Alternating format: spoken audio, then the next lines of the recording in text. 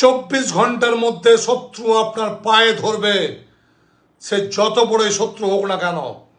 চলুন আজকে সে ভিডিও আপনার সামনে বলেই ফেলি। যে কোনো শনিবার দিন করবেন এই ক্রিয়াটি।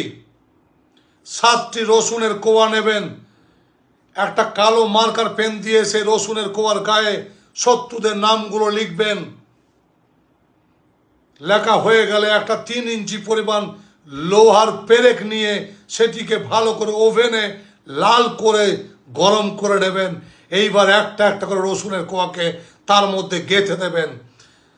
পেরেকটি যখন ঠান্ডা হয়ে যাবে তখন সেটিকে একটা কালো কাপড়ে মুড়ে আপনি যে জুতোটি পরেছিলেন এখন ব্যবহার করেন না তার ভেতরে ঢুকিয়ে রেখে দেন।